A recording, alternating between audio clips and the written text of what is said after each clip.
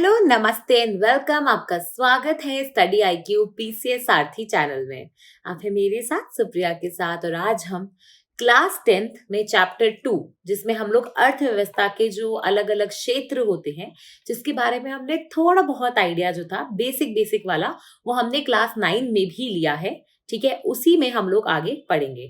तो हम इस चैप्टर को एकदम अच्छे तरीके से करेंगे क्योंकि इसके बाद आप देखोगे ये जो अपन हम बोलते हैं ना कि अर्थव्यवस्था में कितने क्षेत्रक होते हैं उसके बारे में फिर आपका क्लास 11th में वापस नहीं आएगा। तो ये आखिरी बार है जहां पे एनसीईआरटी आपको ये मौका दे रही है कि आपने क्लास 9 में जो पढ़ा है आप उसका भी रिवीजन करेंगे और साथ में इन्हीं आप देखोगे सेक्टर्स में, इन्हीं क्षेत्र में थोड़ा सा आप और डीप में पढ़ोगे। ठीक है, और जैसा कि हम लोग करते हैं, हम सबसे पहले क्या करेंगे, चैप्टर 2 देखेंगे एनसीईआरटी से, वहां पे अगर कोई ग्राफ्स या कर्व्स हैं, कोई डेटा है, उनको समझेंगे और फिर हम एमसीक्यूज पे आएंगे। ठीक है, तो आइए स्टार्ट करते हैं।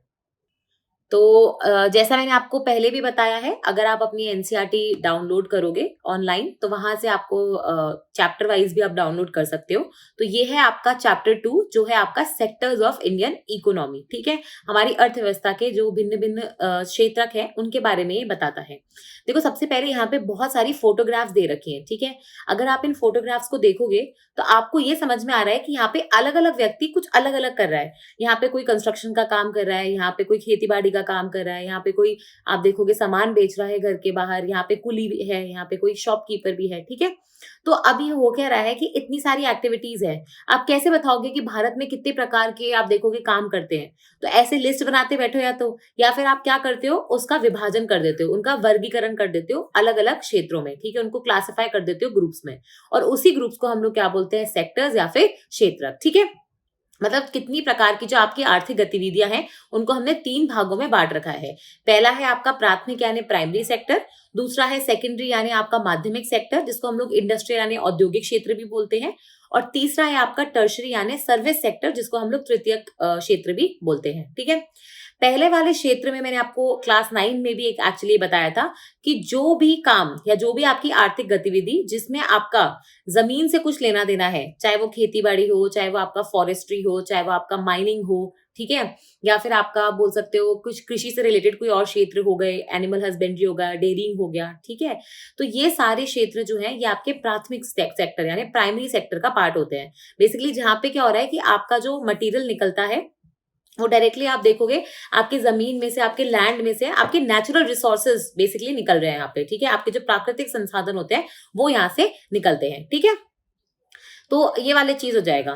फिर आप देखोगे अभी जो प्राकृतिक संसाधन निकले हैं, भाई आप कॉटन की शर्ट पहनते हो लेकिन आप जो उगाते हो वो तो है कपास यानी कॉटन। तो कॉटन से कॉटन की शर्ट जहां बनेगी ना, उस क्षेत्र को हम लोग बोलते हैं इंडस्ट्रियल, सेकेंडरी या फिर माध्यमिक क्षेत्र। ठीक है, इसमें क्या होता है कि आप विभिन्न विभिन्न प्रकार के उद्योग, जहां पे जो सामान आपने प्राइमरी सेक्टर से निकाला है उसका आप रूप स्वरूप सब कुछ बदलते हो, उसको एक यूजफुल प्रोडक्ट में बनाते हो। ठीक है, उसको हम बेसिकली बोलेंगे आपका सेकेंडरी सेक्टर।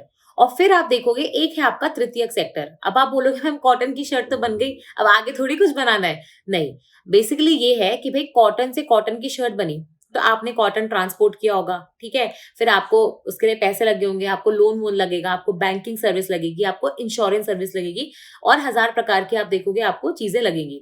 तो जो सेवाएं, जो वस्तुएं, जो सर्विसेज, ठीक है, आपके प्राइमरी और सेकेंडरी, आपके प्राथमिक और माध्यमिक क्षेत्रों को हेल्प करती हैं। ठीक है, उनको असिस्ट करती हैं, उनको हम लोग टर्शरी सेक्टर में डालते हैं। ठीक है, उनको हम लोग तृतीय क्षेत्र के अंदर डालते हैं। मतलब इसमें अपने आप से खुद से कोई आप देखोगे वस्तु या सेवा का उत्पादन नहीं हो रहा है, यहाँ पे सिर्फ आपके जो भिन्न 2 क्षेत्र हैं उनको हेल्प किया जा रहा है। ठीक है, तो जैसे आपका ट्रक से सामान पहुंचाना है, ट्रेन से सामान पहुंचाना है, आपको कहीं सामान स्टोर करना है, इंटरनेट सर्विस पहुंचानी है, बैंकिंग सुविधाएं देनी है, ये सारी आप देखोगे इसके अंदर आती है। ठीक है, समझ में आ गया।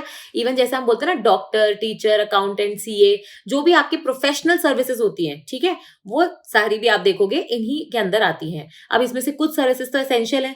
भाई आप अगर बोलते हो कि मुझे काम पे जाना है तो आपको कपड़े भी चाहिए धुले हुए, आपको आयरन करे हुए कपड़े भी चाहिए, आपको घर में कुक भी चाहिए, आपको बाल भी कटवाने होते हैं अच्छे से, है ना, मैंने भी कटवाया अभी, तो बार्बर भी चाहिए। तो बहुत सारे आप देखोगे आपको सर्विसेज चाहिए और इनके बिना आपका गुजारा नहीं हो सकता। तो ऐसी सेवाएं जिनके बिना आपका गुजारा नहीं हो सकता सकता, उनको हम लोग बोलते हैं एसेंशियल सर्विसेज। ठीक है, और हमेशा याद रखना कि कोई एक क्षेत्र अपने आप में पूरा का पूरा इंडिपेंडेंट, ठीक है, बिल्कुल भी नहीं है, पूरा का पूरा स्वतंत्र नहीं है।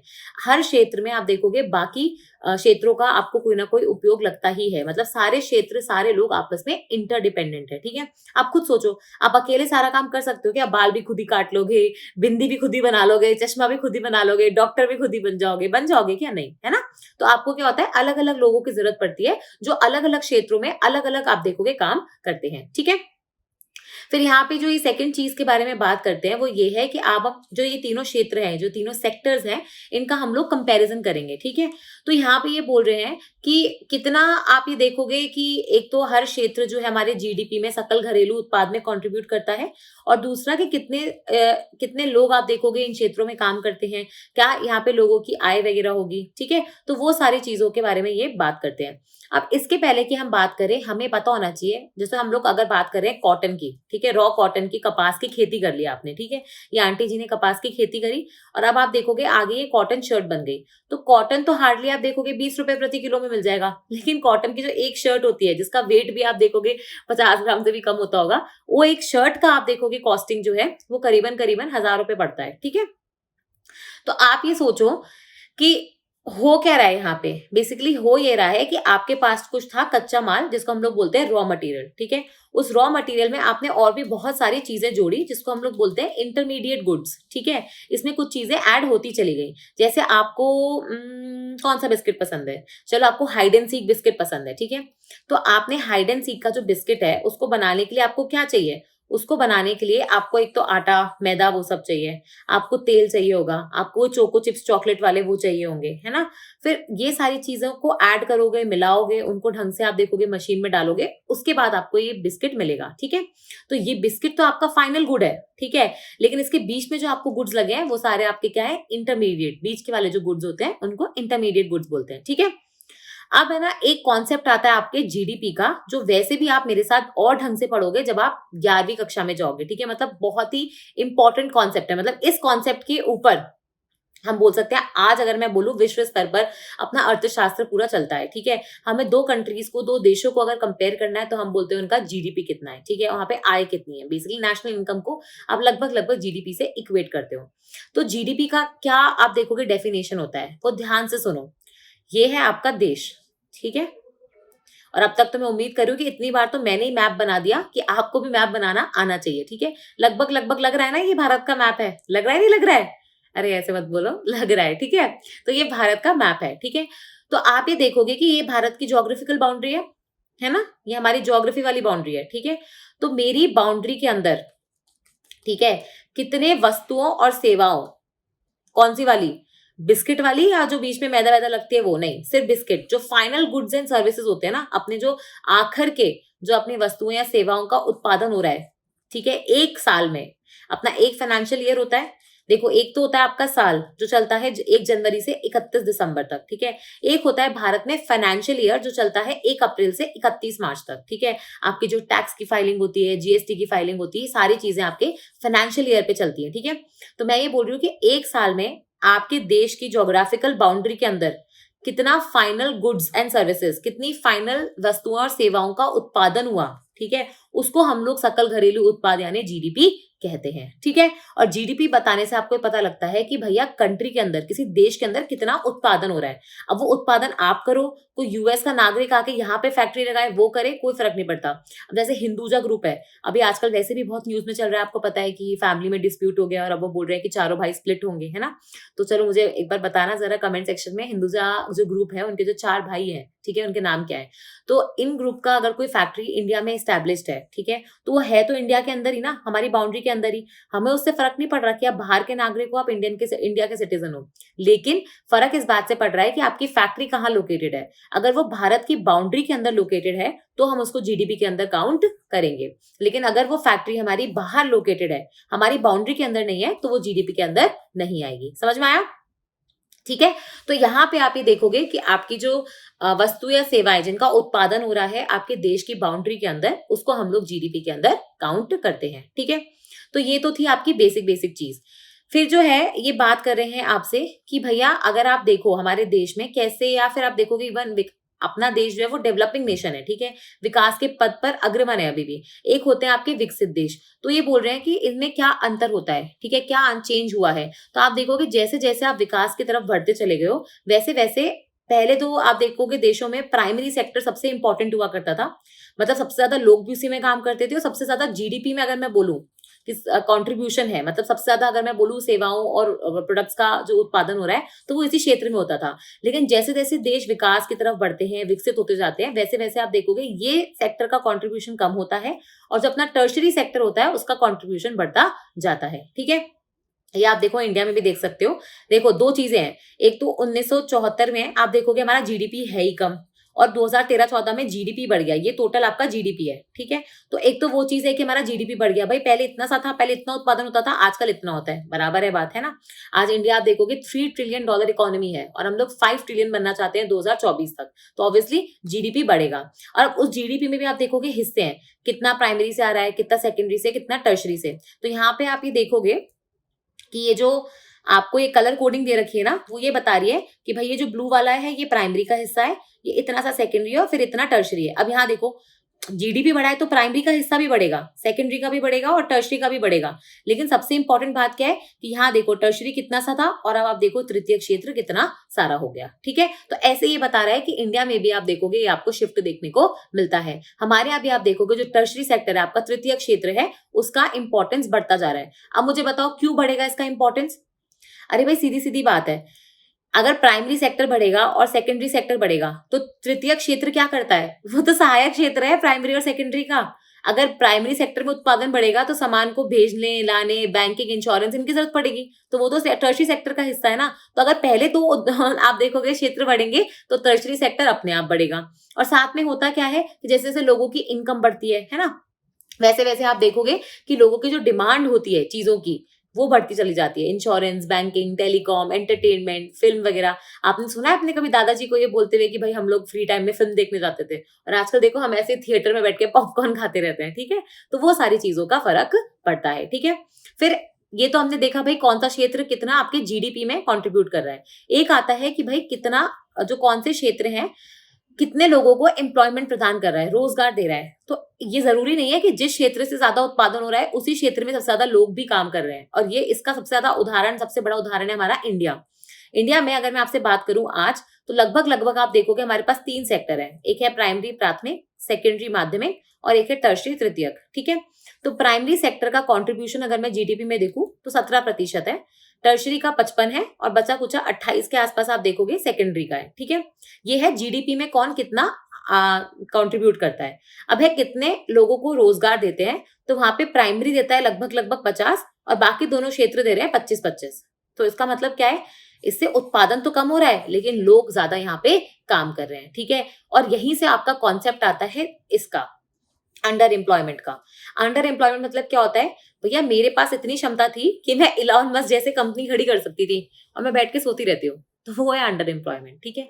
अंडर एम्प्लॉयमेंट मतलब कि जब आप देखोगे कि आप ऐसी जगह पे काम कर रहे हो कि जहाँ पे मतलब आप फुली तरीके से ऑक्यूपाइड नहीं हो। अगर आपको मैं वहां से निकाल भी दूं तो हो सकता है कि उत्पादन में कोई फर्क भी ना पड़े। इसी को दूसरे नाम से हम लोग डिस्गाइज्ड एम्प्लॉयमेंट भी बोलते हैं, जो मैंने आपको वैसे भी कक्षा 9 में पढ़ाया था, ठीक है। तो डिस्गाइज्ड याद है, अनएम्प्लॉयमेंट, उसका मुझे आप आंसर बताने वाले हो कि ये क्या होता था और कौन से क्षेत्र में आपको सबसे ज्यादा ये देखने को मिलता था, ठीक है। समझ में आया। फिर यहाँ पे इन्होंने इसी कहानी को एक एग्जाम्पल के थ्रू बताया है, ठीक है। और अब उन्होंने बात करी है कि भैया हम कैसे और ज्यादा रोजगार क्रिएट कर सकते हैं, ठीक है। अब यहाँ पे उन्होंने एक लक्ष्मी की कहानी बताइए कि कैसे वो आप देखोगे अपना, उसके पास एक लैंड था, वो वहां पे क्रॉप उगाती थी, ठीक है। अब आप देखोगे कि उसके बाद उन्होंने बताया कि कैसे वो वहां पे, अब उसने खुद ही की फील्ड में आप देखोगे इरिगेशन, सिंचाई वगैरह करवाई, अब वो 1 से 2 क्रॉप उगाने लग गई, ठीक है। तो वो वाली चीजें हो जाएंगी कि जैसे जैसे आप कैसे कैसे इन्वेस्टमेंट करोगे चीजों में, तो आपका उत्पादन बढ़ेगा, तो लोगों को रोजगार भी मिलेगा, ठीक है। आप और भी कोई काम कर सकते हो, नॉन फार्म एक्टिविटीज की तरफ जा सकते हो, ठीक है। फिर ये बता रहे हैं कि मतलब हमारे एग्रीकल्चर सेक्टर में, कृषि क्षेत्र में क्या क्या प्रॉब्लम है, वहां पे इन्वेस्टमेंट नहीं है, पानी नहीं है, इरिगेशन नहीं है, मनी और क्रेडिट जिसके बारे में आप तीसरे चैप्टर में पढ़ोगे, वो सारी प्रॉब्लम्स आ रही हैं, ठीक है। तो उनके बारे में आप देखोगे उन्होंने बताया है। और फिर आप देखोगे बात कर रहे हैं कि कैसे हमें छोटे छोटे उद्योग जो होते हैं, जैसे टमाटर से केचप बनाना है, स्क्वॉश बनाना है, वो सारी चीजें आप गांव लेवल पे भी कर सकते हो। जो अपने सेमी रूरल एरियाज होते हैं वहां पे जाके आप ये कर सकते हो। भाई दाल जो आती है उसको पहले रिफाइन करना पड़ता है, उसके बाद आप देखोगे आपके घरों तक पहुंचती है। तो ये बड़ी बड़ी कंपनियां क्यों करे टाटा जैसी, ये तो छोटे छोटे फार्मर्स भी अपने घरों में 4-5 मिलके आप देखोगे प्लांट लगा सकते हैं। तो ऐसे आप देखोगे छोटे छोटे उद्योग डाल के आप लोगों को रोजगार प्रोवाइड कर सकते हो, ठीक है। तो वो वाली चीज हो जाएगी। और फिर इसके बाद आप देखोगे उन्होंने थोड़ा सा बात करा है एमजी नरेगा के बारे में, जिसके बारे में हम वैसे भी पहले बात कर चुके हैं। और राइट टू वर्क क्या होता है, या अधिनियम कब आया था, ठीक है, इससे क्या फायदा हुआ है और क्या मतलब क्या आप देखोगे पूरा अधिनियम के अंदर था। और फिर हम चलते हैं इसमें एक आखिरी चीज की तरफ, जो बेसिकली बात कर रहा है आपके ऑर्गेनाइज्ड, अनऑर्गेनाइज्ड, फॉर्मल और इनफॉर्मल सेक्टर की, ठीक है। संगठित और असंगठित क्षेत्र क्या होते हैं। यहाँ पे उन्होंने एग्जाम्पल लिया है भाई एक कांता का, एक कमल का, जो अलग अलग जगह पे काम करते हैं। फिर उन्होंने बताया है कि ऑर्गेनाइज्ड क्षेत्र क्या होता है, संगठित क्षेत्र कैसे होते हैं। भाई आप खुद को कब कहोगे, जब आप एक ऑर्गेनाइज सेक्टर में काम कर रहे हो, ठीक है। आप अगर रिलायंस जैसी कंपनी में काम करते हो तो क्या आप ऑर्गेनाइज सेक्टर में काम करते हो। अगर आप अब देखोगे अपने पास की कोई शॉप में सुबह जाते हो, बस सुबह से शाम तक ऐसे ही लगे रहते हो, काम करते हो, तो क्या वो ऑर्गेनाइज सेक्टर कहलाएगा। तो देखो यहाँ पे उन्होंने बताया है कि संगठित क्षेत्र कौन सा हो जाएगा, बताओ। अच्छा ये मेरा आपसे क्वेश्चन है, हम वैसे भी इसको एमसीक्यूज में करेंगे, तो थोड़ा सा आप ये सोचो, ठीक है। तो अनऑर्गेनाइज्ड और ऑर्गेनाइज सेक्टर। और फिर फाइनली वो बता रहे हैं कि चूंकि आपका असंगठित क्षेत्र जो होता है उसमें वर्कर्स को कोई किसी प्रकार की सुख सुविधाएं, किसी प्रकार का इंश्योरेंस, सेफ्टी, सिक्योरिटी, सुरक्षा कुछ नहीं मिलता है, तो कैसे उनको प्रोटेक्ट करना हमारे लिए जरूरी है, ठीक है। और स्पेसिफिकली वो ये भी बता रहे हैं कि कैसे उनको अलग सोशल जो प्रॉब्लम्स होती हैं, डिस्क्रिमिनेशन वगैरह, जेंडर इनइक्वालिटी, पे इनइक्वालिटी, ये सारी चीजें फेस करनी पड़ती हैं। और फिर उसके बाद वो यहाँ पे चल रहे हैं कि कैसे हमारे जो क्षेत्र होते हैं उनको, अगर एक तो हो गया हमने प्राइमरी, सेकेंडरी, टर्शरी, एक हम इस चीज पे भी डिवाइड कर सकते हैं कि भैया आपका जो गुड्स एंड सर्विसेज है उसका उत्पादन और उसका डिस्ट्रीब्यूशन कौन कर रहा है। अगर ये काम सरकार कर रही है तो हम बोलते हैं पब्लिक सेक्टर। अगर यही काम रिलायंस, अंबानी, अडानी ऐसे कोई प्राइवेट इंडिविजुअल्स करते हैं तो उसको हम लोग बोलते हैं प्राइवेट सेक्टर, ठीक है। फिर ये बता रहे हैं कि कैसे दोनों सेक्टर्स का अलग अलग आप देखोगे मोटो होता है। भाई वो तो हमें पता ही है, पब्लिक सेक्टर जो होता है भैया अल्टीमेटली तो सरकार चला रही है, तो सरकार का मोटिव प्रॉफिट कभी नहीं होता। सरकार का होता है कि लोगों का हित होना चाहिए, ठीक है, ज्यादा से ज्यादा लोगों को सर्विसेज मिलनी चाहिए, ज्यादा से ज्यादा लोगों को फायदा होना चाहिए। लेकिन वही प्रॉब्लम किसकी आती है, आपके प्राइवेट सेक्टर की, जहां पे आप देखोगे मोटो हमेशा मोस्टली आप देखोगे प्रॉफिट रहता है। और उसके बाद समरी है, ये बहुत छोटी समरी है, इससे ज्यादा आपको कुछ पता नहीं लगेगा, इसलिए यहाँ पे चैप्टर एक बार ऊपर से सरसरी नजर से देखना जरूरी था, ठीक है। अब हम एमसीक्यूज पे चलेंगे, जो वैसे भी अब आपके लिए आसान हो जाएंगे, क्योंकि मैंने आपको बेसिक बेसिक जो कॉन्सेप्ट थे वो तो समझा दिए, और एक दो जो कॉन्सेप्ट रह गए वो हम एमसीक्यूज के थ्रू देखेंगे। तो आपका पहला क्वेश्चन जो है वो तो बहुत ही ईजी है कि भाई कौन सा क्षेत्र है, कौन सा सेक्टर है जो बाकी दोनों सेक्टर्स का, बाकी सारे प्रोडक्ट्स के लिए जो हम बनाते हैं उसका आधार होता है, उसका बेस होता है। तो वो तो है ही ना, भाई कौन सा सेक्टर हो जाएगा। आप बोलोगे मैम ये तो बहुत ही इजी क्वेश्चन है, ये हो जाएगा प्राइमरी सेक्टर यानी प्राथमिक क्षेत्र। क्यों, क्योंकि प्राथमिक क्षेत्र से कपास निकलेगा तभी तो आगे कॉटन की शर्ट बनेगी। प्राथमिक क्षेत्र से जब आपके मिनरल्स निकलेंगे तभी तो आगे लोहा और इस्पात बनेगा। प्राथमिक क्षेत्र से जब आपका वुड निकलेगा तभी तो आगे कंस्ट्रक्शन की इंडस्ट्री चलेगी। समझ में आ रहा है, तभी तो आगे आपके वुड का फर्नीचर बनेगा। तो ऐसा क्षेत्र जो आप देखोगे बाकी सारे प्रोडक्ट्स का आधार है, वो कौन सा हो जाएगा, प्राइमरी सेक्टर। फिर चलते हैं हम लोग सेकंड क्वेश्चन की तरफ, जो ये बोल रहा है कि ऐसा कौन सा क्षेत्र है जिसको हम लोग कृषि और उसके जो संबंधित क्षेत्र होते हैं, एग्रीकल्चर एंड रिलेटेड सेक्टर के नाम से भी बोल सकते हैं। और ये बहुत इजी है भाई, मैंने आपको अभी बताया कि कृषि रिलेटेड जो भी अपना काम होता है, क्योंकि वहां पे आप प्राकृतिक संसाधन से डील कर रहे हो, ठीक है, डायरेक्टली जो नेचर से आपको रिसोर्सेज मिलते हैं उनसे डील कर रहे हो, वही यहाँ पे निकालने की कोशिश कर रहे हो, तो वो कौन सा क्षेत्र हो जाएगा आपका, प्राथमिक सेक्टर यानी प्राइमरी सेक्टर, ठीक है। फिर हम चलते हैं अपने तीसरे क्वेश्चन की तरफ, जो आपसे पूछ रहा है कि भैया कौन सी इकोनॉमिक एक्टिविटीज है, कौन सी आर्थिक गतिविधियां हैं जो प्राइमरी सेक्टर का, प्राथमिक क्षेत्र का हिस्सा नहीं है। क्वेश्चन क्या पूछ रहा है, नहीं है, डजंट मेक, ठीक है, नहीं है। तो क्या फॉरेस्ट्री या वानिकी आता है, बिल्कुल आता है। माइनिंग आता है, बिल्कुल आता है। फिशिंग आता है, बिल्कुल आता है। तो क्या नहीं आता, ट्रांसपोर्टेशन सेक्टर। ट्रांसपोर्टेशन यानी परिवहन क्या करता है, वो चाहे आप प्राथमिक क्षेत्र का काम करो चाहे आप माध्यमिक क्षेत्र का, उन दोनों को सहायता करता है। कपास उगा लिया लेकिन उसको ट्रांसपोर्ट करके किसी फैक्ट्री तक पहुंचाना है, फैक्ट्री से माल जो आपकी कॉटन शर्ट है वो आप देखोगे आपके दुकानों तक पहुंचानी है, तो ट्रांसपोर्ट यहाँ पे काम आ रहा है। ट्रांसपोर्ट क्या कर रहा है, आपके प्राथमिक और माध्यमिक क्षेत्रों की मदद कर रहा है। तो ये कौन से क्षेत्र का हिस्सा बनेगा, आपके टर्शरी यानी तृतीयक क्षेत्र का। ठीक है, तो आंसर हो जाएगा सी।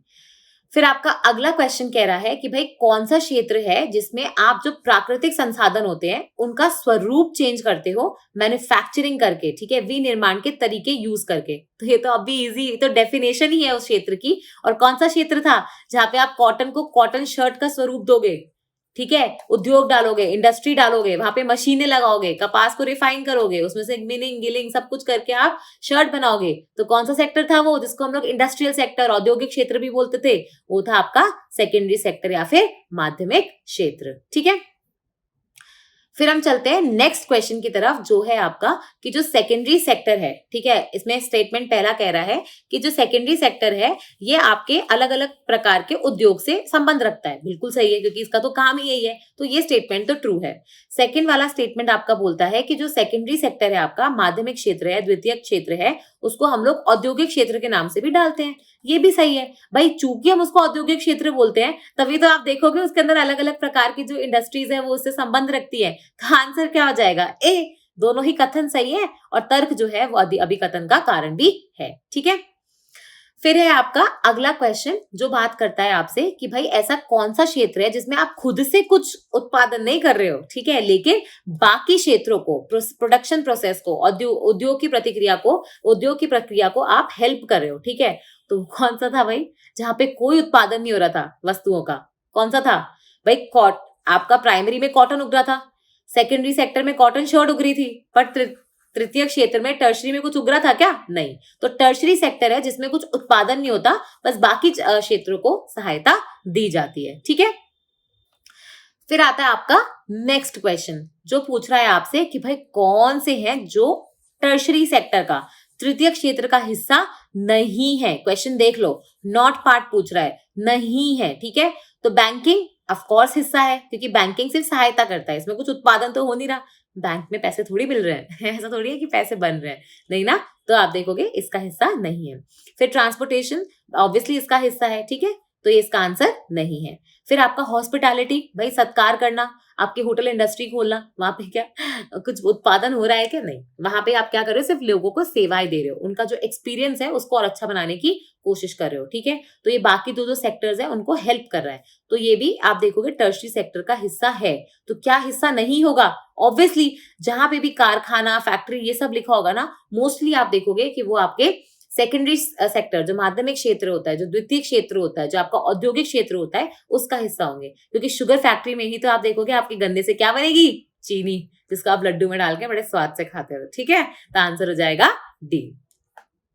फिर चलते हैं हम नेक्स्ट क्वेश्चन की तरफ जो आपसे बात करता है कि जो टर्शरी सेक्टर है इसको हम लोग सर्विस सेक्टर, ठीक है, या सेवा क्षेत्र के रूप में भी जानते हैं। भाई बिल्कुल करेक्ट है, क्योंकि जितनी भी आपकी प्रोफेशनल सेवाएं होती हैं, चाहे वो डॉक्टर की हो, लॉयर की हो, बार्बर की हो, अकाउंटेंट की हो, सीए की हो, कंसल्टेंट की हो, सारी सेवाएं आप देखोगे टर्शरी सेक्टर में आती हैं। तो ये स्टेटमेंट बिल्कुल सही है। फिर ये नेक्स्ट स्टेटमेंट बोल रहा है कि टीचर, लॉयर, चार्टर्ड अकाउंटेंट वो प्रोफेशनल्स होते हैं जो टर्शरी सेक्टर का हिस्सा नहीं है। अरे मैम अभी तो आपने बताया पहले स्टेटमेंट में है, तो ऑब्वियसली सेकंड स्टेटमेंट अपने आप क्या हो जाएगा, गलत। तो कौन सा स्टेटमेंट सही है, ओनली वन यानी ए। ठीक है, फिर हम चलते हैं अपने नेक्स्ट क्वेश्चन की तरफ जो आपसे बोल रहा है कि भाई कौन सा प्रोफेशन है जिसको हम लोग एसेंशियल सर्विस, ठीक है, आवश्यक सेवा के रूप में देखेंगे। क्या आपको डॉक्टर की सेवा आवश्यक लगती है? आप बोलोगे नहीं मैम मैं डॉक्टर के पास रोज रोज नहीं जाता तो मुझे आवश्यक नहीं लगती। अच्छा, और जब बीमार पड़ोगे, जुकाम, खांसी, बुखार, डेंगू, मलेरिया, चिकनगुनिया ऐसी बीमारियां होंगी, अभी कोरोना काल से निकले हो, तो डॉक्टर की सर्विस आवश्यक नहीं है? ऑब्वियसली आवश्यक है, नहीं तो उसके बिना क्या होगा, कुछ नहीं हो पाएगा। ठीक है, तो डॉक्टर की सेवा आवश्यक है। फिर आप बोलोगे नहीं मैम लॉयर से तो मेरा पाला पड़ा ही नहीं है। अरे पड़ेगा, इतने एग्जाम दोगे कि लॉयर से पाला पड़ेगा। ठीक है, और आपको उसकी सर्विस लेनी पड़ेगी। आप वो काम खुद नहीं कर सकते, आप कोर्ट में जाके नहीं बोल सकते कि माय लॉर्ड मैं अपना केस खुद ही लड़ूंगा। ठीक है, हर चीज में तो लॉयर की सर्विस भी एसेंशियल यानी आवश्यक के अंदर आएगी। फिर वैसे ही आपकी टीचर्स, भाई टीचर नहीं होंगे ना तो जितना हम अभी तक पढ़ पाए हैं, ठीक है, हम उतना भी नहीं पढ़ पाते। अगर बचपन में हम स्कूल नहीं जाते और हमारे टीचर्स नहीं होते तो हमें ABCD 1 2 3 4 भी लिखना नहीं आता। तो ये भी एसेंशियल सर्विस यानी आवश्यक सेवा को ही माना जाता है, ठीक है, में ही माना जाता है। तो सारी ही सेवाएं जो आपके बोर्ड पे लिखी हैं वो एसेंशियल सर्विस के अंदर आती है, ठीक है। आंसर हो जाएगा डी। फिर चलते हैं नेक्स्ट क्वेश्चन पे, जो बोल रहा है कि भाई जो आपका गुड्स या जो आपका सामान कंज्यूमर्स तक, उपभोक्ताओं तक पहुंचता है, ठीक है, उसको क्या कहेंगे? भाई उसका नाम क्या दोगे आप कॉटन उपभोक्ता का पहुंचा रहे हो कि नहीं, आप कॉटन की शर्ट वहां तक पहुंचाते हो, ठीक है, तो उस वस्तु का हम लोग क्या नाम देंगे? उसको हम लोग मध्यवर्ती सामान बोलेंगे, उसको प्राथमिक सामान बोलेंगे, उसको प्रसंस्कृत माल बोलेंगे, या फिर अंतिम माल बोलेंगे? भैया उसको हम बोलेंगे अंतिम माल। मैं मैदा और चोको चिप थोड़ी लाके बोलूंगी कस्टमर को कि खुद का बना लो चोको चिप घर पे जाके, नहीं ना। मैं उसको प्रॉपरली पैक करके hide and seek choco chip biscuits दे रही हूँ, ठीक है। तो ये कैसा माल है, इसमें आगे उपभोक्ता को और कुछ ऐड करने की जरूरत नहीं है, सिर्फ बैठेंगे, पैर ऊपर रखेंगे और मस्त से इसको खाएंगे, ठीक है। तो ये कैसा सामान हो जाएगा आपका फाइनल गुड, ठीक है।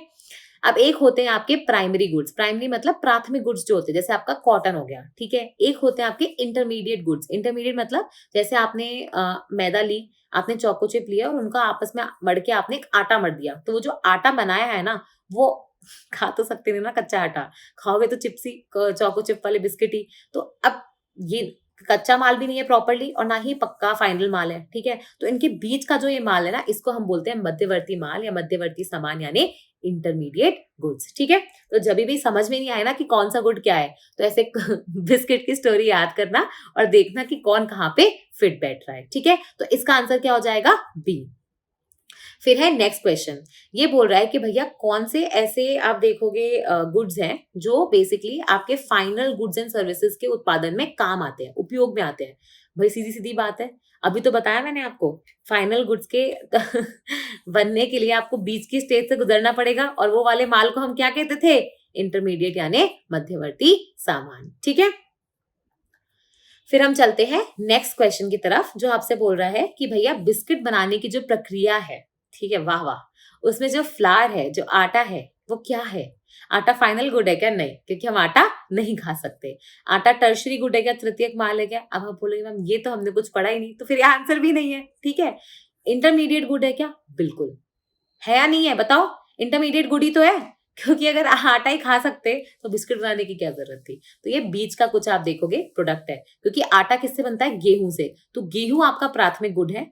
गेहूं को जब आपने पीसा तो बना आटा, और फिर आटे को आप देखोगे वापस से कुछ चीजों के साथ मिलाओगे तो बनेगा वो आपका डो, ठीक है। तो वो भी इंटरमीडिएट गुड होगा। फिर डो से जब आप फाइनली चोको चिप बनाओगे बिस्किट, तो वो आपका फाइनल गुड होगा यानी अंतिम माल, ठीक है। तो ऐसे आप देखोगे पूरी प्रक्रिया चलेगी। तो इसका आंसर क्या हो जाएगा आपका? बी। फिर चलते हम नेक्स्ट क्वेश्चन की तरफ, जो आपसे बात कर रहा है कि भैया जब आप ये देखते हो कि भैया किसी क्षेत्र से कितना आउटपुट आया, ठीक है, उसमें आप सिर्फ उन चीजों का आउटपुट या उन चीजों की वैल्यू या उन चीजों का आप देखोगे मूल्य काउंट करते हो जो फाइनल ही प्रोड्यूस हो रही है। मतलब अगर आपको ये देखना है कि उद्योग क्षेत्र से कितना आपका आउटपुट निकला टोटल, ठीक है, कुल उत्पादन कितना हुआ, मतलब उसकी वैल्यू निकाल रहे हो आप, गुणमत जो अपना बोलते हैं ना गणना होती है वो कर रहे हो, ठीक है। तो आप ये इसमें क्या करोगे, इसमें जैसे आप सपोज कि बिस्किट वाला माल है, ठीक है, तो ये तो चोको चिप का बिस्किट हो गया। अब इसको बनाने के लिए गेहूं लगा, आपका तेल लगा, चोको चिप वो छोटे छोटे वाले वो लगे, ठीक है, आपका और भी कुछ सामान लगा, उसको मिलाया, बीच में आटा बना, आटे का वो आपने डो बनाया और फाइनली आपका फिर ये बिस्किट बना। तो अगर मुझे ये देखना है कि उद्योग क्षेत्र से कितना आप देखोगे गणना निकल के आती है, भाई कितना उत्पादन हुआ, उसका अगर मैं वैल्यू देखूं, वैल्यू कैसे निकालोगे भाई? एक तो होती है क्वांटिटी कि भाई कितने बिस्किट बने, सपोज 20 पैकेट, और एक होती है वैल्यू, भाई एक पैकेट की जो कॉस्टिंग थी वो 10 रुपए थी, तो 20 पैकेट की कितनी हो जाएगी? 200 रुपए। तो ये हो गया आपका टोटल आउटपुट, फाइनल आउटपुट या फाइनल गणना जो आप देखोगे इस क्षेत्र से निकलती है। तो इसमें ये बोल रहे हैं कि हम लोग जो बीच के गुड्स होते हैं, ठीक है, या प्राथमिक गुड्स होते हैं, उनकी वैल्यू काउंट नहीं करते, सिर्फ जो फाइनल गुड्स की वैल्यू होती है, ठीक है, 200 रुपए, वो ही काउंट हो रही है। इसमें ये नहीं कि मैं आटे का क्या वैल्यू है, बीच में जो ये बनाया मैंने डो बनाया उसका क्या वैल्यू है, वो सब काउंट नहीं होता। तो इसका कारण क्या है? देखो कारण सीधे सीधे ये है कि जो आपका बिस्किट घर पे आ रहा है ना चोको चिप का, उसका कॉस्टिंग 20 रुपए क्यों है? क्योंकि उसमें ऑलरेडी आटे का कॉस्टिंग, आपकी लेबर का कॉस्टिंग, लैंड का कॉस्टिंग, आपके ट्रांसपोर्टेशन का कॉस्टिंग, सारी चीजें आप देखोगे मिला दी है, प्लस उसमें 2 रुपए 3 रुपए कंपनी का प्रॉफिट भी है। उसके बाद आप देखोगे वो 20 रुपए की एमआरपी पे बेच रहे हैं। तो अगर मैं उत्पादन देखती हूँ कि भैया इस सेक्टर से, इस क्षेत्र से कितना उत्पादन हुआ, तो उसमें मैं ऑलरेडी 20 रुपए का तो क्वांटिटी के हिसाब से लगा ही रही हूँ, प्लस अगर मैं उसमें ये बीच के गुड्स का भी, इंटरमीडिएट गुड्स का जो या फिर प्राथमिक जो गुड्स होते हैं उनका भी अगर मैं वैल्यू ऐड कर दूंगी तो मैं डबल काउंटिंग कर दूंगी, क्योंकि इसमें ऑलरेडी मैदा की कॉस्ट इंक्लूडेड थी और आपने मैदा की कॉस्ट वापस ले ली, तो डबल काउंटिंग ना हो, ठीक है, डुप्लीकेशन ना हो काउंटिंग का। इसीलिए हम देखोगे कि सिर्फ फाइनल गुड्स का ही आप वैल्यू काउंट करते हो। तो आंसर क्या हो जाएगा? सीधे सीधे बी। ठीक है, फिर चलते हैं हम अपने नेक्स्ट क्वेश्चन की तरफ, जो आपसे बात करता है कि पहला स्टेटमेंट है कि जीडीपी का मतलब क्या होता है। ओ हो, तो जीडीपी का मतलब तो अब आप मुझे बताने वाले हो। ये बनाया मैंने इंडिया का मैप, ठीक है। तो इसके अंदर मेरे देश की जो बाउंड्री है, ठीक है, पिछले 1 साल में इसके अंदर कितना आपके वस्तु और सेवाओं का उत्पादन हुआ, फाइनल वाले, ठीक है, उसको हम लोग क्या बोलते हैं? जीडीपी। ये तो ऐसे आपको नींद से उठा के अगर मैं बोलूं ना सकल घरेलू उत्पाद या जीडीपी क्या होता है, तो ऐसे आपको बस आ जाना चाहिए, ठीक है। तो ये फर्स्ट स्टेटमेंट तो राइट है। और सेकेंड ये बोल रहा है कि जो जीडीपी होता है उसमें आपके जितने भी क्षेत्र हैं, तीनों क्षेत्र हैं, उनसे तीनों से ही कितना उत्पादन हो रहा है, चाहे वो गुड्स का हो चाहे वो सेवाओं का, तीनों इसके अंदर इंक्लूड होता है, बराबर है। क्योंकि आपके अल्टीमेटली आप पे बोल रहे हो कितना उत्पादन हुआ, तो उत्पादन कोई ना कोई क्षेत्र में होगा ना, या तो प्राथमिक में होगा या माध्यमिक में होगा या तृतीयक में होगा। तो जितना भी तीनों सेक्टर में उत्पादन हो रहा है फाइनल वाला, उसको ऐड करोगे तो आपको क्या मिल जाएगा? जीडीपी। तो अगर मैं जीडीपी की बात करूं इंडिया की, तो वो क्या हो जाएगा आपका? फाइनल गुड्स एंड वैल्यूज का, गुड्स एंड सर्विसेज का जो प्रोडक्शन है प्राइमरी सेक्टर में, प्लस सेकेंडरी सेक्टर में, प्लस आपके टर्शरी सेक्टर में। आपके प्राथमिक क्षेत्र में उसको आप ऐड कर दो माध्यमिक क्षेत्र से, उसको ऐड कर दो आप अपने तृतीयक क्षेत्र से, ठीक है। तो यहां से आपका जीडीपी निकलेगा। तो आंसर क्या हो जाएगा आपका? सी, ठीक है।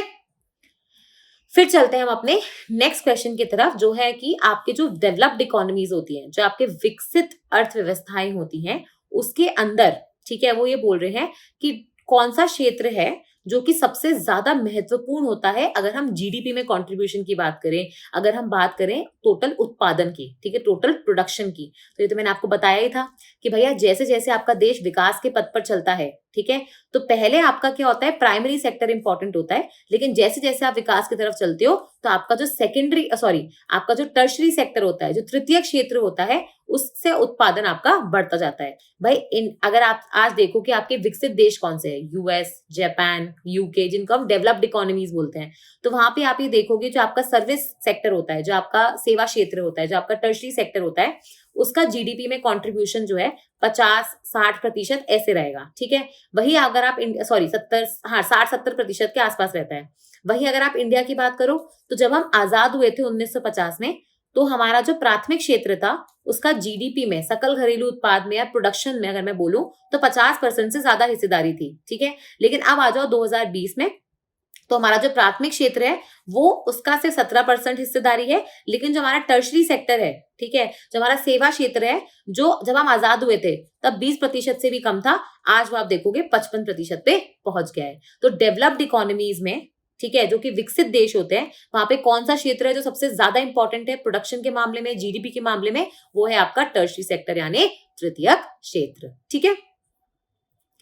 फिर हम चलते हैं अपने नेक्स्ट क्वेश्चन की तरफ, जो आपसे बात कर रहा है कि अगर हम इंडिया का जीडीपी देखें, तो भैया टर्शरी सेक्टर का, तृतीय क्षेत्र का कंट्रीब्यूशन सबसे ज्यादा है। ये तो बोलोगे मैम आपने अभी बताया कि भाई 55% कंट्रीब्यूट करता है, जबकि एग्रीकल्चर प्राइमरी सेक्टर जो है 17% है, और वो दूसरा वाला कुछ 28 होगा, ठीक है। तो इसका मतलब सबसे ज्यादा कौन कंट्रीब्यूट कर रहा है? 55% आपका सेवा क्षेत्र, बिल्कुल सही है। दूसरा ये बोल रहा है कि सर्विस सेक्टर जो है वो सबसे ज्यादा लोगों को रोजगार भी देता है। ये तो गलत है। याद है मैंने आपको फिगर बताया था? आज भी आप देखोगे इंडिया में जीडीपी के मामले में तो एग्रीकल्चर पिछड़ गया, लेकिन 50% लोगों को आज भी ये रोजगार देता है। बाकी दोनों क्षेत्र सिर्फ 25-25 के आसपास दे रहे हैं। तो सर्विस सेक्टर सबसे ज्यादा लोगों को एम्प्लॉयमेंट नहीं देता। कौन सा क्षेत्र देता है आपका? एग्रीकल्चर यानी प्राथमिक क्षेत्र। तो ओनली स्टेटमेंट 1 इज करेक्ट, ठीक है। फिर है आपका नेक्स्ट क्वेश्चन, जो आपसे बात कर रहा है कि कौन सा रीजन है कि भैया इंडिया में आप देखोगे टर्शरी सेक्टर का जो तृतीय क्षेत्र है उसका कंट्रीब्यूशन जीडीपी में बढ़ता जा रहा है। ठीक है, तो ये तो मैंने याद है आपको कुछ कारण बताए थे। मैंने आपको बोला था कि भैया जैसे जैसे टर्शरी सेक्टर आखिर में है क्या, कि प्राइमरी और सेकेंडरी आपका प्राथमिक और द्वितीयक का सहायक क्षेत्र है। तो अगर ये दोनों क्षेत्र बढ़ेंगे तो वो क्षेत्र भी बढ़ेगा। फिर मैंने आपको बोला था कि जैसे जैसे लोगों की इनकम बढ़ती है, फ्री में पॉपकॉर्न खाने पहुंच जाते हैं लोग, फ्री में तो नहीं खाते बट हम लोग पिक्चर देखने पहुंच जाते हैं। हमें ऐसी सर्विसेज जिनकी पहले कोई डिमांड नहीं थी लेकिन आज उनकी डिमांड बढ़ने लगी है। पहले इंटरनेट सेवा के बिना भी लोगों के काम चलते थे लेकिन आज इंटरनेट एक बेसिक नीड बन गया है। ठीक है, तो ऐसी सर्विसेज की आप देखोगे, ट्रेवल एंड टूरिज्म की, हिमालयाज कॉलिंग, सुने हैं ना ऐसे शब्द, हैशटैग हिमालयाज कॉलिंग। ठीक है, तो ये सारी चीजों के लिए, ट्रैवल एंड एंटरटेनमेंट इंडस्ट्री, तो ये सारी चीजों की डिमांड बढ़ने लग जाती है। और तीसरी चीज है कि भैया आप ये सोचो कि आपके यहाँ पे पॉपुलेशन बढ़ रही है, लोग बढ़ रहे हैं, तो होगा क्या कि जो बेसिक सुख सुविधाएं थी, जैसे आपकी पुलिस की सेवाएं, ठीक है, डिफेंस की सेवाएं, आपको अपने देश की सुरक्षा की सेवाएं, ठीक है, ट्रांसपोर्टेशन की, बैंकिंग की, इन सब की डिमांड बढ़ेगी, है ना। तो कारण समझ में आ रहे हैं ना आपको। कुछ तो आप देखोगे आपके प्राथमिक और द्वितीय क्षेत्र से रिलेटेड है और कुछ आपके स्वतंत्र कारण है। तो अब ये आप देखोगे ऑप्शंस क्या है। पहला वाला कह रहा है कि भैया जो बेसिक सर्विस होती है, पुलिस स्टेशन वगैरह, इनकी डिमांड बढ़ रही है, तो बिल्कुल करेक्ट है, इनकी डिमांड बढ़ेगी। और क्योंकि ये सारी सेवा किसमें आती है, आपकी टर्शरी सेक्टर में, तो टर्शरी सेक्टर का कंट्रीब्यूशन जीडीपी में बढ़ेगा ही बढ़ेगा। ठीक है, फिर सेकंड वाला बोल रहा है कि लोगों की इनकम बढ़ती है तो ऐसी चीजों की डिमांड बढ़ती है, अब ये दोनों चीजें किसके अंदर आती हैं, आपकी टर्शरी सेक्टर। तो इस वजह से आप देखोगे उसका जीडीपी में कंट्रीब्यूशन यानी उत्पादन में कंट्रीब्यूशन बढ़ेगा ही बढ़ेगा। और तीसरी चीज बोल रही है कि भैया आजकल ये जो इंटरनेट का भूत चला है, आईसीटी वाला, 5G 4G है, अब तो 6G भी आ जाएगा, तो फिर आप देखोगे इसकी वजह से क्या हो रहा है कि भैया टर्शरी सेक्टर का जो कंट्रीब्यूशन है, उत्पादन है जीडीपी के अंदर, वो बढ़ रहा है। तो तीनों ही आप देखोगे राइट स्टेटमेंट है, all of the above, D is the answer. फिर चलते हैं हम अपने नेक्स्ट क्वेश्चन की तरफ, जो ये आपसे बोल रहा है कि भैया अगर कुछ लोग आपके उत्पादन से बाहर भी निकल जाएं और उससे उत्पादन को कोई फर्क ही ना पड़े, ठीक है, तो ऐसे लोगों का आप क्या कहोगे। अभी तो समझाया था पढ़ते वक्त, या तो आप बोलो डिस्गाइज्ड अनएम्प्लॉयमेंट या फिर आप बोलो अंडर एम्प्लॉयड। ठीक है, वो अंडर एम्प्लॉयड थे भाई। सुरेश जो है वो 4 बीघा जमीन में अकेले काम कर सकता था, लेकिन अब आपने 4 लोग और लगा दिए हैं, तो आप अगर वहां से निकाल भी दोगे ना सुरेश को तो कोई फर्क नहीं पड़ेगा उत्पादन के अंदर। ठीक है, तो इसलिए वो अंडर एम्प्लॉयड है। अगर वो प्रॉपरली एम्प्लॉयड होता तो भैया उसके निकालने से उत्पादन पे फर्क पड़ता। तो अल्प रोजगार वाली स्थिति को ये आंसर हो जाएगा इसका, यानी आंसर हो जाएगा आपका बी। ठीक है, फिर आपका नेक्स्ट क्वेश्चन जो आपसे बात बोल रहा है कि अंडर एम्प्लॉयमेंट को हम डिस्गाइज्ड अनएम्प्लॉयमेंट भी बोलते हैं। ये तो मैंने आपको अब भी बता दिया। ठीक है, यानी इसको हम लोग प्रच्छन्न बेरोजगारी भी बोलते हैं, जो बिल्कुल सही है क्योंकि उत्पादन में कोई फर्क नहीं पड़ रहा। ठीक है, याद है मैंने आपको बोला था, अच्छा हाँ ठीक है, मैंने आपको होमवर्क में पूछ भी लिया था, तो अब मैं उम्मीद कर रही हूँ कि आपने ये अभी लिख दिया होगा कमेंट्स में अब तक तो। ठीक है, और इसका जो रीजन वो ये दे रहे हैं कि अंडर एम्प्लॉयमेंट में क्या होता है, बेसिकली आप अगर इसको देखो तो ये बेरोजगारी से काफी अलग है। अल्प रोजगार और बेरोजगारी में फर्क ये है, बेरोजगार का मतलब क्या होता है, मैं काम ढूंढने निकला था लेकिन मुझे ढूंढने निकला, मैं काम करने का इच्छुक हूँ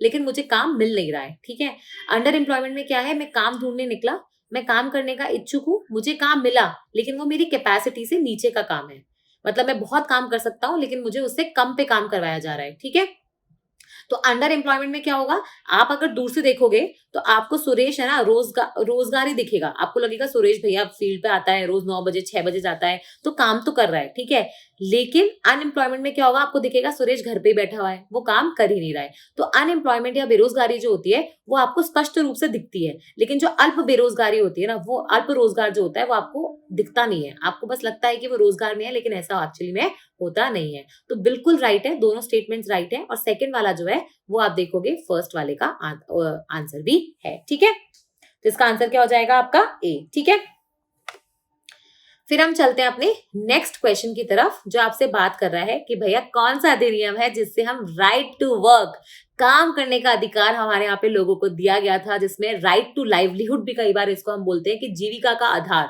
ठीक है, वो दिया गया था लोगों को, वो था आपका एमजी नरेगा 2005। तो चूंकि हम लोग एमजी नरेगा के बारे में ऑलरेडी बात कर चुके हैं, तो आप मुझे एमजी नरेगा से रिलेटेड 4 पॉइंट्स, ठीक है, कोई भी 4 पॉइंट्स जो आपको याद है वो मुझे कमेंट्स में बताने वाले हैं इस अधिनियम से रिलेटेड, ठीक है। पक्का पक्का से बताना, गायब मत करना। और याद रखना कि कोई भी बड़ी स्कीम जो होती है, इतने बड़े तर्ज की स्कीम जो होती है, वो एक साथ पूरे भारत में लागू नहीं की जाती। पहले आप क्या करते हो, एक पायलट प्रोजेक्ट लॉन्च करते हो, जो आप कुछ क्षेत्रों में, कुछ रीजन्स में, कुछ स्टेट्स में, कुछ डिस्ट्रिक्ट्स में, ठीक है, वहां लॉन्च करोगे। फिर वहां पे आप देखोगे, इसको स्टडी करोगे, वहां पे कुछ कमियां होंगी तो उनसे फीडबैक लोगे, उनको सुधारोगे, और उसके बाद आप देखोगे इसको पैन इंडिया में लॉन्च किया जाता है। तो एमजी नरेगा के साथ भी यही हुआ था। पहले आप देखोगे कुछ डिस्ट्रिक्ट्स में लॉन्च किया गया, और अब आप देखोगे पूरे भारत में ऑलमोस्ट हम देखेंगे 700 डिस्ट्रिक्ट्स के आसपास सारी की सारी आप देखोगे इसके अंदर कवर्ड है, ठीक है। तो ये हो जाएगा एमजी नरेगा। फिर चलते हम नेक्स्ट क्वेश्चन की तरफ, जो आपसे बात करता है संगठित और असंगठित क्षेत्र यानी ऑर्गेनाइज्ड एंड अनऑर्गेनाइज्ड सेक्टर के बारे में, ठीक है। तो यहाँ पे मैं आपको थोड़ा सा समझाऊंगी, ठीक है। तो यहाँ पे देखो, ऑर्गेनाइज्ड सेक्टर और अनऑर्गेनाइज सेक्टर होता क्या है। देखो, आप अपने आसपास देखोगे तो आपको बहुत सारे लोग मिलेंगे। जैसे आपके घर में कोई मेड आती है, तो वो मेड जो है, आप बोलोगे कि मैम हमने बोल के रखा है कि महीने में हम उसको 3,000 रुपए देते हैं झाड़ू पोछा के लिए, ठीक है। पर ये मुझे बताओ, आपके संगठित क्षेत्र का हिस्सा होगा या असंगठित। देखो, संगठित क्षेत्र का मतलब ये होता है ऐसे क्षेत्र जहां पे जब आप काम करते हो तो आप उस पे कोई ना कोई अधिनियम लागू है, कोई ना कोई पॉलिसी है जिनके अंदर वो काम करते हैं, ठीक है। आपका एक फिक्स्ड आवर्स होते हैं वर्किंग की, भाई 9 से 6, 10 से 5, जो भी है, ठीक है। आपको उसके हिसाब से सैलरी मिलती है, आपको छुट्टियां मिलती है, 15 पेड लीव्स, कुछ कैजुअल लीव्स, कुछ मेडिकल लीव्स, ठीक है। आपको बाकी सुख सुविधाएं वगैरह भी दी जाती हैं। अगर आपको टर्मिनेट किया जाएगा तो आपको पहले बताया जाता है, ऐसे ही आपको निकाल नहीं सकते कि बस कल से मत आना, ठीक है। नहीं तो उसके बदले में आपको कॉम्पनसेशन दिया जाता है। जब ट्विटर के सीईओ को, पराग अग्रवाल को दिया गया ना, पता है आपको, 300 करोड़ तक का आई थिंक उनको कॉम्पनसेशन दिया है, क्योंकि उनको एकदम से विदाउट मतलब नोटिस दिए हुए 3 महीने का, 1 महीने का निकाला गया, ठीक है। तो जब ऐसी सुख सुविधाएं आपको मिलती है जहां पे आपके पास जॉब की सिक्योरिटी है, सेफ्टी है, ठीक है, आप किसी अधिनियम के अंदर काम कर रहे हो, तो आपको पता है कि गवर्नमेंट के रूल्स एंड रेगुलेशंस भी इन पे लागू होते हैं। तो ऐसी जगहें जहां पे आप देखोगे ये सारी चीजें आपको मिलेंगी काम वाली, तो उसको हम बोलते हैं कि वो संगठित क्षेत्र यानी ऑर्गेनाइज सेक्टर के अंदर आता है, ठीक है। आप बिल्कुल इसका ऑपोजिट कर दो, भाई ऐसा क्षेत्र जहां पे जो किसी आप देखोगे सरकारी रूल्स रेगुलेशंस के अंडर नहीं है, जहां पे कोई फिक्स्ड वर्किंग आवर्स नहीं है, जहां ऐसा नहीं है कि आप अगर थोड़ा सा एक्स्ट्रा टाइम करोगे तो आपको जरूरी है कि कुछ अलग से बोनस मतलब पैसा भी दिया जाएगा, जहां पे आज का आपकी जॉब है तो कल उसकी कोई गारंटी नहीं है कि आपके पास जॉब रहेगी। हायरिंग एंड फायरिंग मतलब ऐसे होती है चुटकियों में, ठीक है। और समझ में आ गया। आप ऐसा नहीं है कि कहीं जाके कंप्लेन करोगे तो आपका जॉब वापस आ जाएगा, वो सुख सुविधाएं भी नहीं है, ठीक है। कोई पेड लीव और ऐसा कुछ कॉन्सेप्ट यहाँ पे एग्जिस्ट नहीं करता। वो आप देना चाहो तो दे सकते हो, लेकिन ऐसा कुछ कॉन्सेप्ट आपके रिटर्न कोई कॉन्ट्रैक्ट नहीं होता इन काम का, ठीक है। तो ऐसे क्षेत्र में जब आप काम करते हो तो उसको हम बोलते हैं अनऑर्गेनाइज सेक्टर यानी असंगठित क्षेत्र। समझ में आ रहा है। तो जैसे आप ये समझो कि आपके जो देड़ी धारे पे जो कंस्ट्रक्शन वर्कर्स काम करते हैं, आपके घरों में जो मेड्स काम करती हैं, ठीक है, आपके बहुत सारे जो छोटे छोटे उद्योग नहीं होते हैं, जो आप देखोगे सिटी के बाहर छोटी छोटी फैक्ट्री होती हैं, जहां पे आप देखोगे रोज लेबर बदलती रहती है, रोज नए चेहरे आते हैं, वो सारे आपके असंगठित क्षेत्र का हिस्सा होते हैं। ऑर्गेनाइज सेक्टर में क्या हो जाएगा, जैसे आप रिलायंस इंडस्ट्रीज में काम कर रहे हो, ट्विटर में काम कर रहे हो, पेपाल में काम कर रहे हो, ऐसी कंपनियां जहां पे आपका प्रॉपर एम्प्लॉय कॉन्ट्रैक्ट बन रहा है, आपकी एक फिक्स सैलरी है, एक्स्ट्रा काम करते हो तो आपको बोनस मिलता है। तो अगर आप ऐसी जगह पे काम करोगे तो उनको हम लोग क्या बोलते हैं, ऑर्गेनाइज्ड सेक्टर, ठीक है। इंडिया में मैं एक आपको स्टैटिस्टिक्स बता देती हूँ, वो वैसे भी आपको पता होना ही चाहिए। हमारे यहाँ पे 80% लोग अनऑर्गेनाइज्ड असंगठित क्षेत्र में काम करते हैं, 20% लोग आपके ऑर्गेनाइज्ड सेक्टर में काम करते हैं। समझ में आ गया। 80% लोग अनऑर्गेनाइज्ड, 20% लोग ऑर्गेनाइज्ड, ठीक है। अब आ जाओ क्वेश्चन पे। क्वेश्चन ये बोल रहा है कि जो आपका संगठित क्षेत्र है यानी जो ऑर्गेनाइज सेक्टर है, उसके अंदर वो कामकाज, वो कार्यस्थल आते हैं जहां पे आपकी जो रोजगार की शर्तें होती हैं वो क्लियर होती हैं और लोगों के पास आश्वासन होता है कि उनका काम रहेगा। बिल्कुल सही है ना। अगर आप रिलायंस इंडस्ट्रीज में काम करोगे, आप अडानी ग्रुप में काम करोगे, आप टाटाज में काम करोगे, तो अगर आप उनके यहाँ पे एम्प्लॉय हो तो आप ऐसा नहीं है कि रात को जाओगे तो आपको लगेगा कल काम पे जाना ही नहीं जाना। आपके पास प्रॉपर होता है, कल वापस उठोगे और काम पे जाओगे, आश्वासन है आपके पास कि आपका काम है। तो पहला स्टेटमेंट तो राइट है। फिर है आपका दूसरा स्टेटमेंट जो ये बोलता है कि जो आपका असंगठित क्षेत्र है, जो आपका अनऑर्गेनाइज सेक्टर है, ठीक है, वहां पे वो बोल रहा है कि जो लोग होते हैं, ठीक है, वो बेसिकली विदाउट रीजन नहीं बोले जा सकते कि आप छोड़ के चले जाओ। भाई ये तो मैंने आपको बताया प्रिसाइसली प्रॉब्लम है। भाई आपके घरों में जो भाइयां हैं, क्या आपने उनके साथ कोई रिटन कॉन्ट्रैक्ट किया है? कल आपके घर में उनको आपको उनका काम पसंद नहीं आ रहा, तो आप अपने ह्यूमैनिटी लेवल पे बोलते हो कि ठीक है आप 3 महीना, आप 1 महीना और देख लो, पर आप उसके बाद काम पे नहीं आना। लेकिन बहुत सारे लोग होते हैं जो बोलते हैं कल से काम पे आने की जरूरत नहीं है। तो लोगों को विदाउट एनी रीजन भी हो सकता है कि काम से निकाला जा सकता है। ठीक है, तो ये सेकंड स्टेटमेंट आपका रॉन्ग हो जाएगा और आपका पहला स्टेटमेंट राइट है। तो आंसर क्या हो जाएगा इसका? ए। ठीक है, आंसर क्या हो जाएगा आपका? ए। एक मिनट। ओके, तो ये वाला हो जाएगा इसका आंसर। फिर हम चलते हैं अपने नेक्स्ट क्वेश्चन की तरफ, जो आपका आखिरी क्वेश्चन है बेसिकली, और हमने मतलब मोर देन 20 क्वेश्चन ज्यादा यहाँ पे डिस्कस कर लिए हैं। ठीक है, तो काफी अच्छी बात है। ये लास्ट क्वेश्चन है, ये आपसे बात करता है प्राइवेट और पब्लिक सेक्टर के बारे में। याद है मैंने बताया था आपको कि एक तो होता है आप क्षेत्रों का विभाजन इस बात पे करते हो कि भैया आप कौन से क्षेत्र में हो, प्राथमिक, माध्यमिक या तृतीयक। और एक होता है कि भैया उत्पादन और डिलीवरी कौन कर रहा है आपके गुड्स और सेवाओं की। अगर आप वो काम सरकार करती है तो उसको हम बोलते हैं पब्लिक सेक्टर। अगर वो काम कोई प्राइवेट इंडिविजुअल या कंपनी करती है तो उसको हम बोलते हैं private sector. Adani, Ambani, Tata, ultimately कोई भी प्राइवेट कंपनी होती है उसका मोटिव होता है प्रॉफिट, पैसा। ठीक है, प्रॉफिट। तो प्रॉफिट के मोटिव पे आप देखोगे वो काम करते हैं, क्योंकि ऑब्वियसली उनका मकसद क्या होता है, आज इतना पैसा है कल इतना होगा, आज सिर्फ मर्सिडीज है तो कल बेंटली होगी, ठीक है, फिर उसके बाद फरारी होगी। तो ऐसे चलता है बेसिकली। ठीक है, जबकि जो पब्लिक सेक्टर होता है, सरकारी सेक्टर होता है, रेलवेज भैया घाटे में चल रही है लेकिन फिर भी सरकार चलाई जा रही है पिछले 50 सालों से। क्यों? क्योंकि उसका मोटिव प्रॉफिट कमाना नहीं है। अगर होता तो फिर तो कब की बेच बाज के निकल चुकी होती। उसका मोटिव है कि लोगों को सहूलियत मिले, लोगों को आगमन मिले, लोगों को आने जाने का एक रास्ता मिले, लंबे लंबे सफर जो है लोग ट्रैवल कर पाए आसानी से।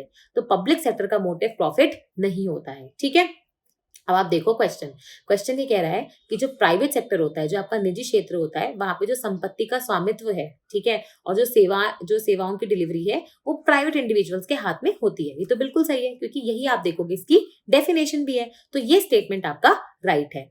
फिर सेकंड स्टेटमेंट जो है ये बोल रहा है कि भैया जो पब्लिक सेक्टर होता है, जो आपका सार्वजनिक क्षेत्र होता है, उसका मुख्य उद्देश्य प्रॉफिट या मुनाफा होता है। बिल्कुल गलत। और जब भी ऐसा लगे ना तो रेलवेज को याद कर लेना और याद करना कि कैसे हमारी रेलवेज, हमारी भारतीय रेल आज भी चल रही है। ठीक है, तो आंसर क्या हो जाएगा?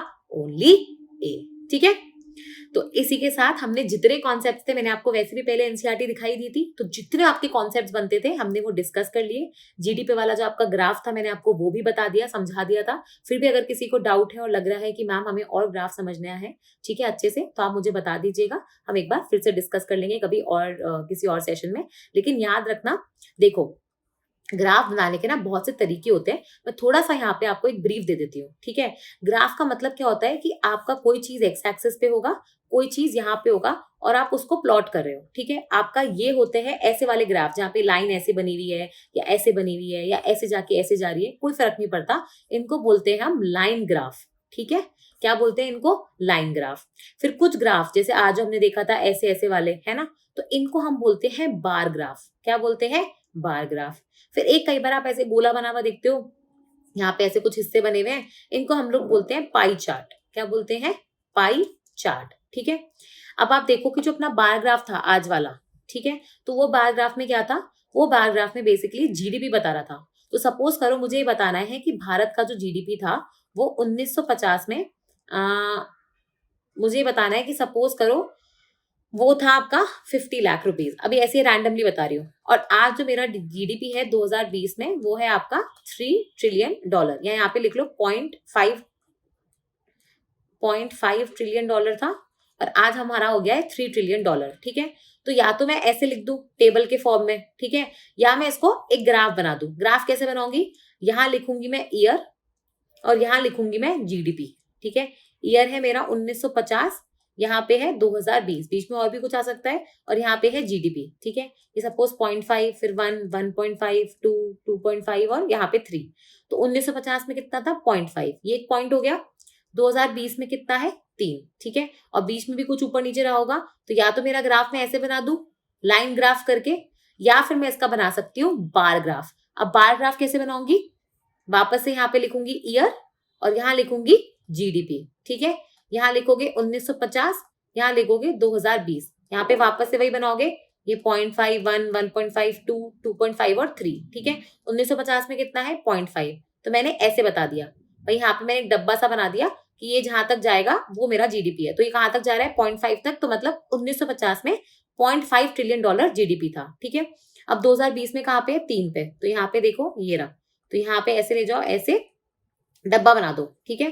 कलर करो तो कर दो, नहीं करना तो मत करो। तो ये क्या बता रहा है कि भैया 3 ट्रिलियन डॉलर यहाँ पे जीडीपी है, यहाँ पे 0.5 ट्रिलियन डॉलर जीडीपी था। तो ये हो जाएगा आपका बार ग्राफ, ठीक है। समझ में आया। अब इसी के अंदर आप हिस्से भी कर सकते हो, भाई मेरा जीडीपी कहाँ कहाँ से आ रहा है। अब इसमें सपोज मुझे बताना है कि जो मेरा प्राथमिक क्षेत्र है उससे 0.5 का सपोज करो 0.3 जो है वो तो मेरा प्राथमिक क्षेत्र से आ रहा है, द्वितीय क्षेत्र से मेरा 0.15 आ रहा है, और तृतीय क्षेत्र से मेरा 0.085 आ रहा है, ठीक है। ऐसे करके बताना है। तो अब ठीक है, और आज के समय पे क्या हो जाएगा कि लगभग लगभग मेरा 1.8 ट्रिलियन जो है, सॉरी 1.8 है वो मेरा तृतीय क्षेत्र से आ रहा है, प्राथमिक क्षेत्र से मेरा 15% के आसपास ना, तो लगभग लगभग 0.5 ट्रिलियन डॉलर आ रहा है, और जो बचा कुचा है वो द्वितीय क्षेत्र से आएगा 0.7 ट्रिलियन डॉलर के आसपास, ठीक है। तो अब या तो मैं इसको ऐसे अलग अलग लिख दूं, या फिर मैं इसका पाई चार्ट बना सकती हूँ। पाई चार्ट कैसे बनाऊंगी, ये मैं बनाऊंगी 1950 का जीडीपी है मेरे भारत का, ठीक है। उसमें आप ये देखोगे कि इतना हिस्सा 50% से ज्यादा, अगर 50 होता तो ये स्ट्रेट लाइन होती थोड़ा सा यहाँ पे, तो ये वाला जो पूरा हिस्सा है ये है मेरा प्राथमिक क्षेत्र यानी प्राइमरी सेक्टर। फिर ये है मेरा इतना बचा वाला, इसमें अलग अलग कुछ डिजाइन भर दो, ये है सेकेंडरी सेक्टर, और ये है मेरा टर्शरी सेक्टर। समझ में आ रहा है। तो ये मैं आपको सिर्फ अलग अलग तरीके से ग्राफ बता रही हूँ, क्योंकि ये आज नहीं तो कल, 9वीं नहीं तो 10वीं नहीं तो 11वीं नहीं तो 12वीं, कहीं ना कहीं तो आपका इनसे पाला पड़ेगा, ठीक है। वहां पे भी डिस्कस करेंगे, लेकिन चूंकि यहाँ पे एक बार जीडीपी का नाम आया है, सकल घरेलू उत्पाद का नाम आया है, तो मैंने यहाँ पे थोड़ा सा इसको आपको बता दिया, ठीक है। समझ में आया। तो अब आप आराम से ग्राफ वगैरह रीड कर सकते हो। हम फिर से मिलेंगे नए चैप्टर में। प्लीज रिवीजन करिए और जो क्वेश्चन पूछा है उसका आंसर जरूर बताइएगा। फिर हम मिलेंगे, तब तक के लिए धन्यवाद।